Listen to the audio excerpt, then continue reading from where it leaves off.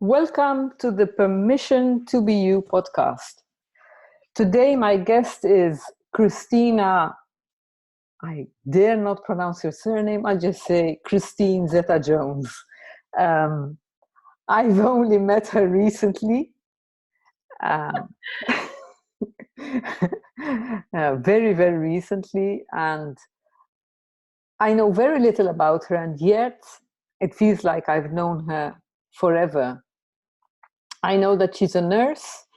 I know that she has some beautiful gifts that she's sharing with the world. And today she joined me to talk about the subject, permission to be you.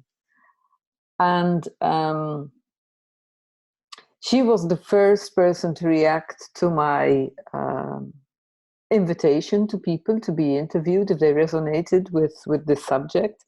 And my first question for you, Christine, and if you could pronounce your surname before you, or no, hang on, maybe you could talk a little bit about yourself and say what you're passionate about, and then I'll ask you my next question.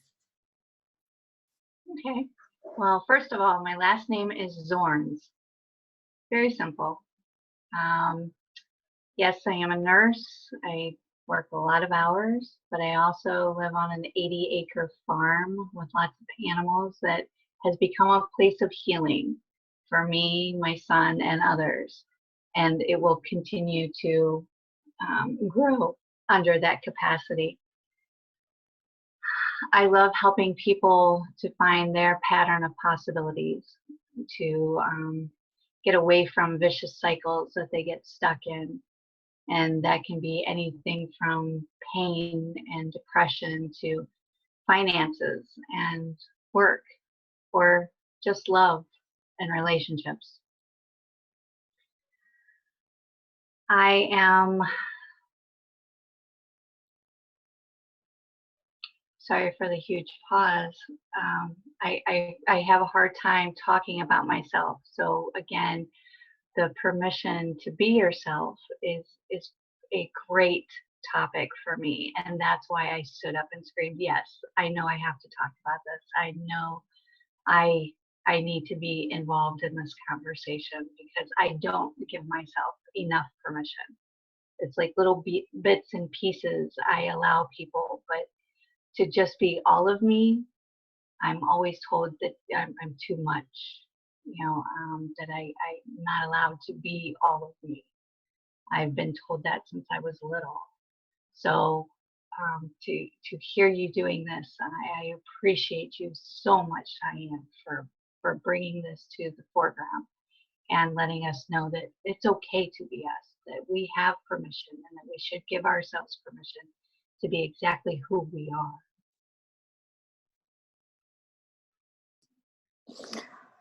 And I think you've answered my question, because as I said earlier, you were the first person to say, oh yes, you're going to interview me. And I was curious to see why you resonated so much with my invitation, and you've already answered that question, I think. So you said something, you said, I've always been told I'm too much. Are there people in your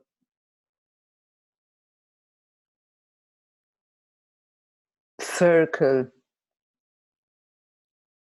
friends, family, who give you the impression that it's okay to be Christine?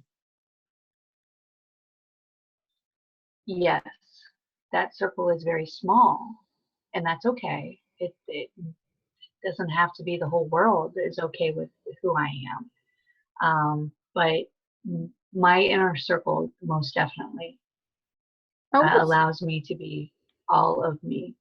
And what does it feel like when you are fully yourself?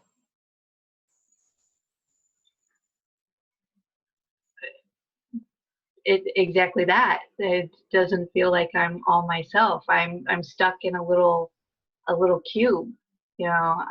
Sometimes it's while being a nurse. I believe in holistic medicine also. I believe in natural products and uses for herbs and things like that, but I can't necessarily go down that path when I have my nursing hat on. You know, I can't always do that. So I feel like I'm confined. You know, or if I'm working with a patient who is going on to the next world, I believe a certain way, but I have to keep my beliefs to myself and allow the family to do, you know, to feel their feelings and to follow what they want. Even if I've spent a lot of time with that person and I feel a strong pull to help their energy move on to the next, I have to watch myself and I have to stay confined within that little box. But confining isn't necessarily a bad thing. I know that sounds like a horrible word, and sometimes it feels a little rough, but it's the empathy and compassion that I feel for those people that allows me to be okay with doing that. It allows me to keep my beliefs and my feelings confined so that I can help them get through theirs.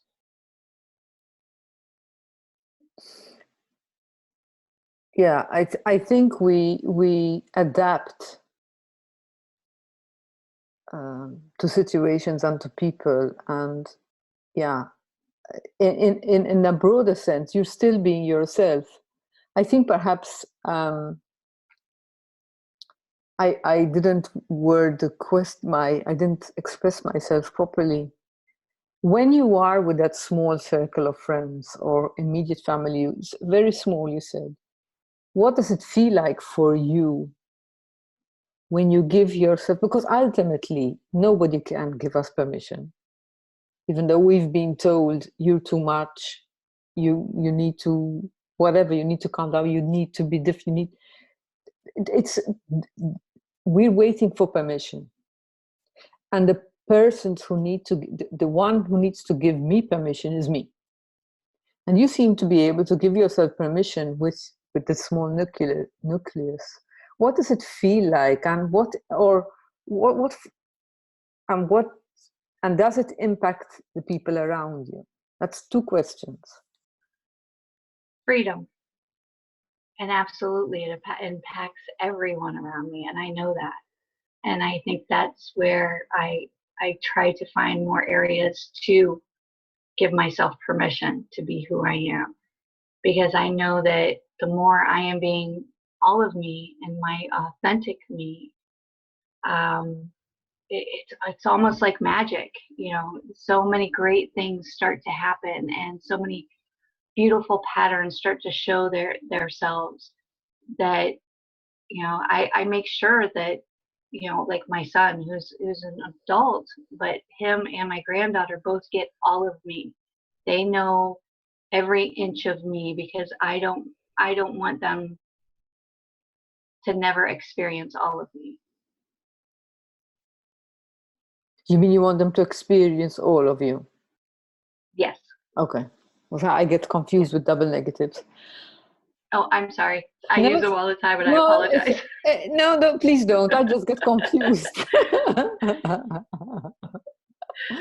Right now, I am slightly aware that it's being recorded, so I'm on guard. But um, um, the voice in my head is a bit busy. But as far as being the connection with you, I feel that I can be myself, and for me, it's freedom of judgment. It's freedom of I don't know how to explain it. I think I'm a bit lost. I tend to be told that I give unconditional love very freely. Mm. And where that has actually gotten me into a lot of trouble throughout my life because other people can misread that. But I'm honored that I get to love everyone I come in contact with. And it's unconditional. It's okay if that's not reciprocated, or if they, don't understand exactly the feeling that they're getting from me.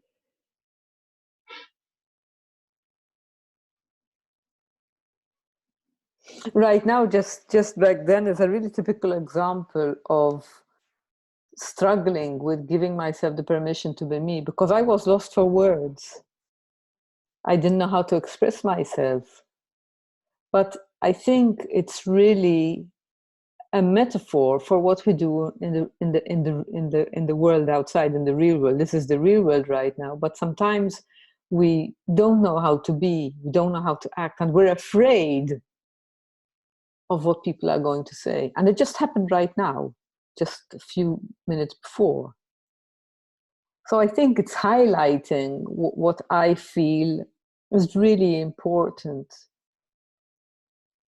The message which I find is the most important and we can share to others. I really truly believe that when we give ourselves the permission to be who we are in every given moment, which means even if we make mistakes, we can't get it wrong. It has some sort of ripple effect. Tell me, what's Christine like? Who is she? How is she in her daily life? There are many, many facets to Christine. You never know if you're going to find me out playing in the mud, or if I could be going to, see a musical and in a cute little black dress with heels. I try to appreciate all that this world has to offer us, and don't limit myself to the everyday mundane.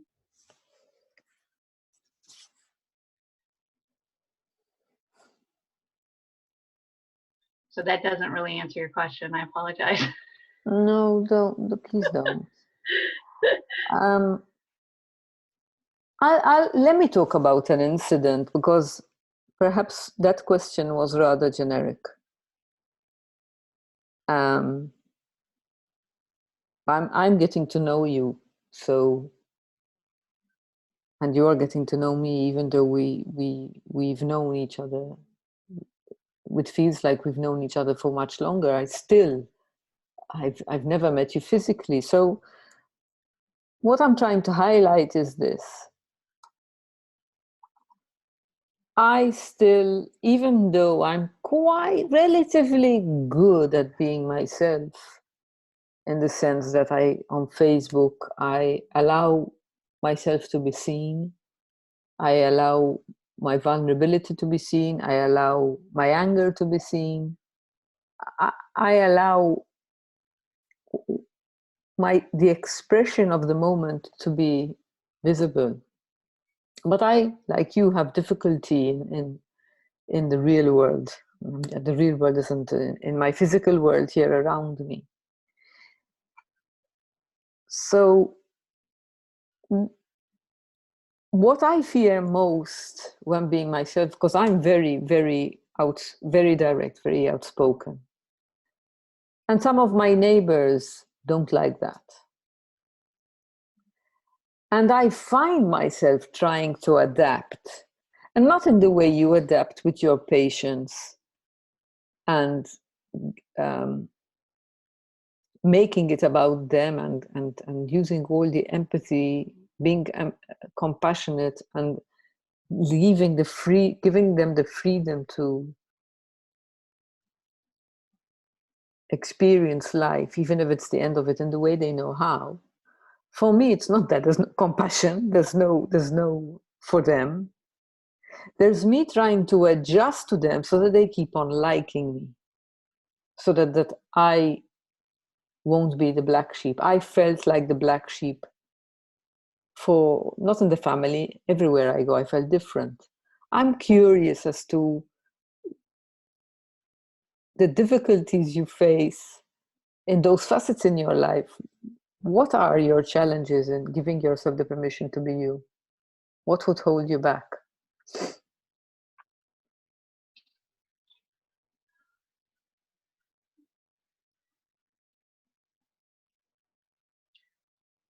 What would hold me back?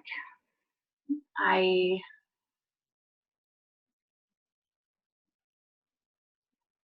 I believe it comes from past beliefs, from other people's beliefs of that who I am is wrong.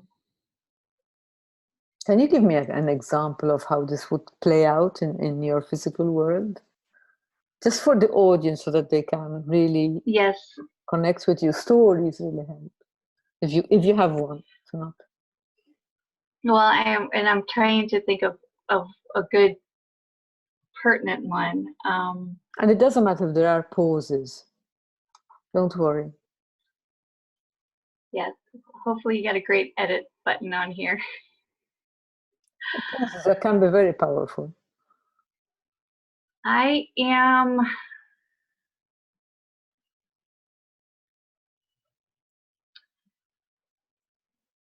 I you've got me speechless.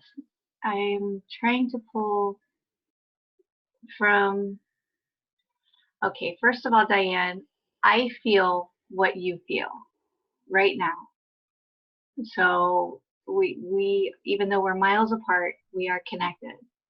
So this is where I will get into a stumble um, because I am not positive and I have to verify which feelings are mine and which feelings are yours. And so that's why there sometimes you will find I will answer a question before you ask the question is because I'm already tapped into you.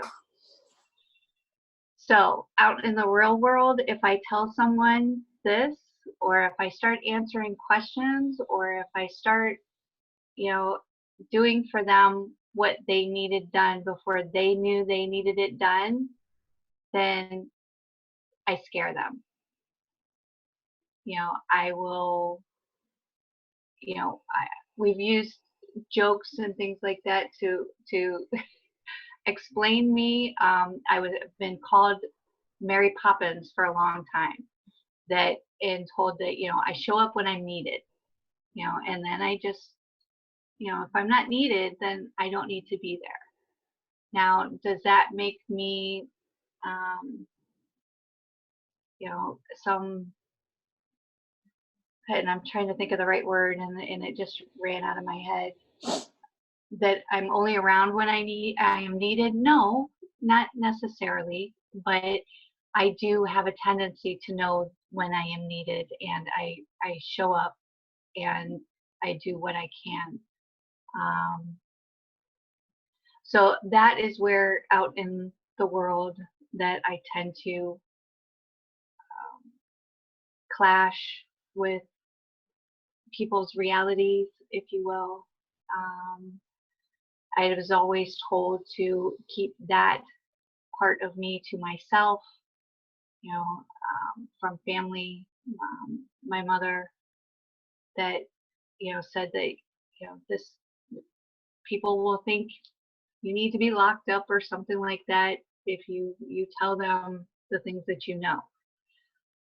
Well, no, they won't. They may think I'm a little eccentric, and I've learned that, and they may not be my people. They may not be people that I want, in my circle. So it's okay. Now, my major problem that I had all my life was that I exude, as I said, unconditional love. I was put here on this world to help heal.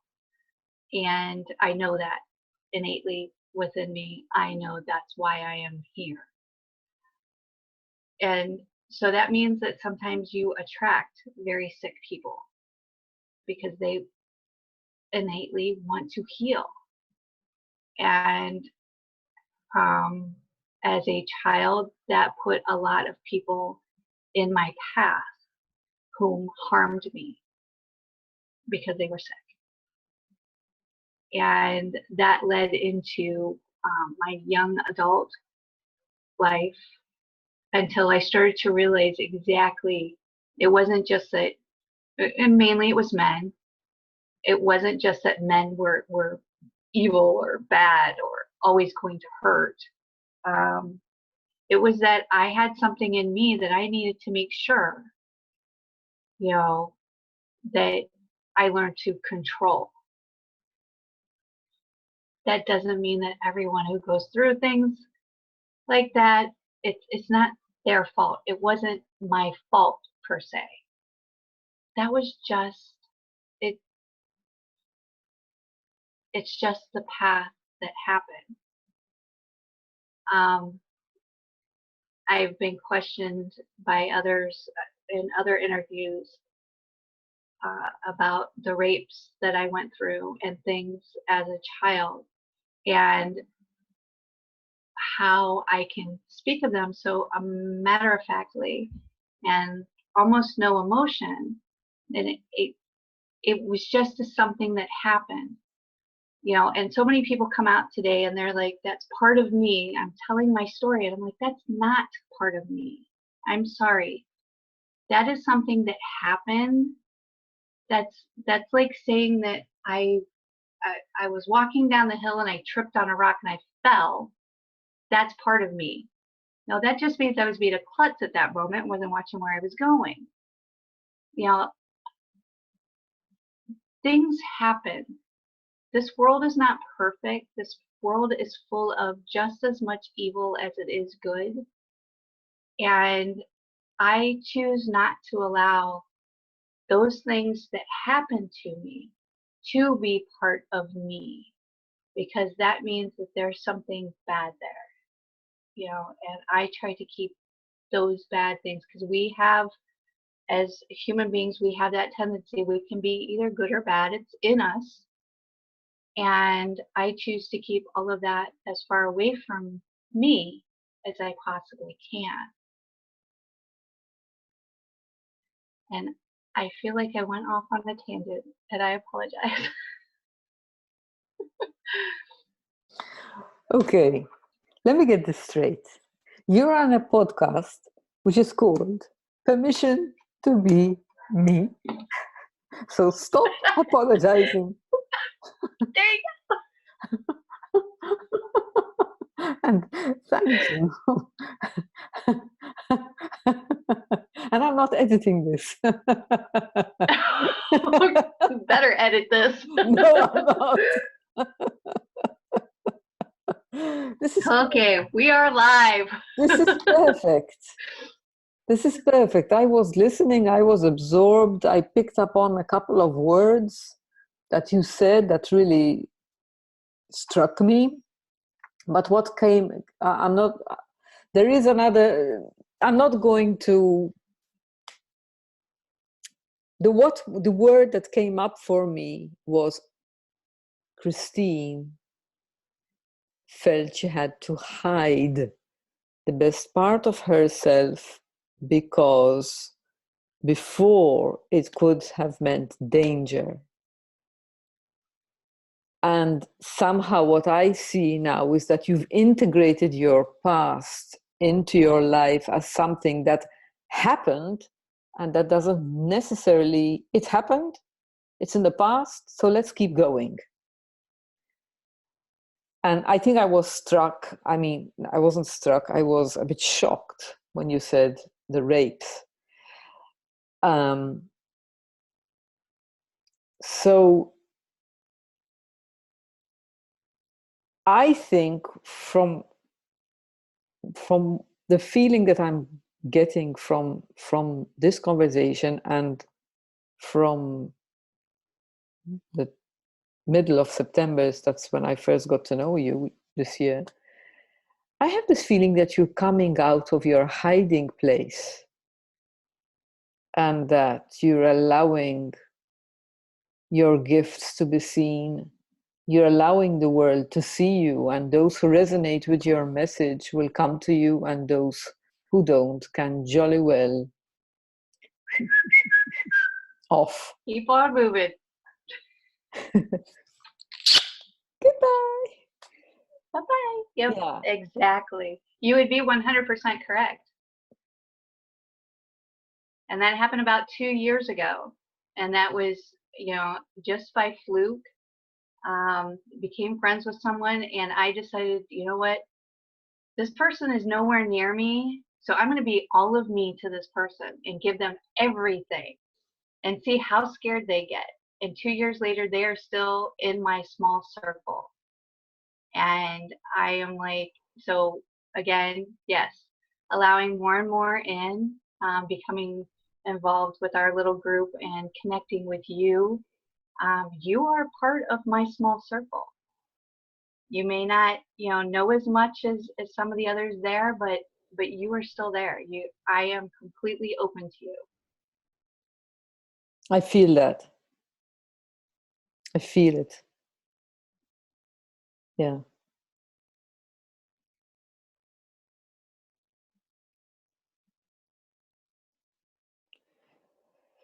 So I think I don't have any more questions, Christine, except that I'm really grateful to have met you. I'm really grateful that you've had this conversation with me. I think it's been a wonderful conversation, and thank you for being raw and open about yourself. Is there anything anything you'd like to say about this permission to the audience? That's a nugget or wisdom an insight that you've had about the power of being ourselves. The power is freedom. The power is when you allow yourself to be you. You're creating magic. You're creating joy in the world. And that ripple, if you're happy and you're creating joy, that ripple is going to go out into the world. And the world deserves to see you for you, who you really are.